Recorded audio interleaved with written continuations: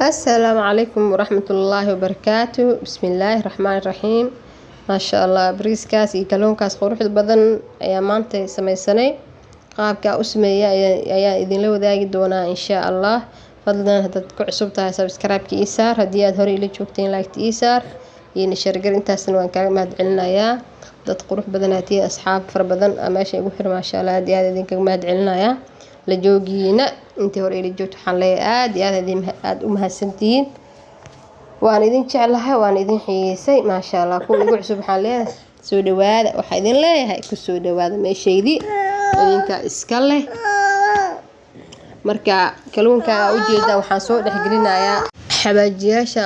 waxaan soo maray kula iska garan kartaan dhar nooca soo marsaday adii inta marsan kartaa xadhudhub iyo xabaaji kaari maceeye jubbo iyo baharaad kale inta kabsar waaye. waxaas hadda marinayo intaana isdhexgelinaa meelaha dhiga waa daboolayaa. markaan daboolo waxaa isku soo laabanayna 30 daqiiqo kadib ku soo laabanaa. dhuuxa ila foo iska galaa markaas beel uu ku soo baxaya ila tijaabiye. markaa kalluunka ama digaagta kale inta meel la dhigtido kale inta caraftiisa maasha Allah lagama sheekar karo. kalluunka magaciisa waxaa la dhahaa yumbi rasmi ah waaye.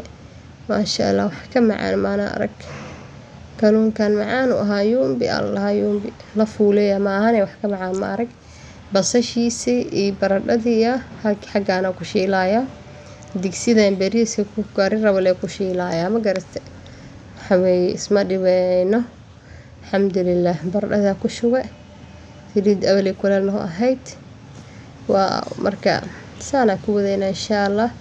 baradhada marka hore kuma hormariye, baradhada isaga hormariyay ilaa markiisa basasho iska waxaan ku dhahay karis uma baahan, baradhada karis u baahan ma garate. maasha Allah xaway ilaahayna barakeeyo. ramadaan qeybihiisa ugu dambeeya lagu jiraa 10ka dambe. ilaahay acmaasheen ilaaha naga aqbalo, kuwii loo dambi dhaaf ilaaha naga dhigo, dambigan ilaaha dhaafo, kuwa waalidkeena ilaaha dhaafo insha Allah. waan dadaalaynaa ilaahay cibaadadkiisa nala garab galo insha Allah. marka idinkan like igu dhooba oo commentigan ii soo qora. haddii markii ugu horeysa aad tahay meesha aad timaadana subscribe-ka ii saar. maasha Allah baradhadii wixii ka soo baxsaday iyo basashiiba waxaan sameynayaa bariiska alaabtiisa ku soo shubtay. basal badan bariisku ma kariyo aniga, ilmo yar ay jooda af u gasho biso cuntada ka qaab ka qaadayaan oo ay ka tagayaan. marka oo tahay xabay waxyaalo badan adii aad jeceshahay jiro ama cunada u fiican sida basbaaska kale inag boosiya cuntada kuma dari kartid inaad gaar u samaysid maahane. ilaahay noo barakeeyo ubadka iyaga maantayna maamulo soo ah. hooyooyinka badan iyaga maamulo inay maamulaan waxay u gaartay. anaga waalidkeen waxaana siyaas ka cuni jirnay. hadda ma jirto sheekadaas way soo afjarantay. tana isku shiilnay kadib biyihiisa ku soo dari doonaa.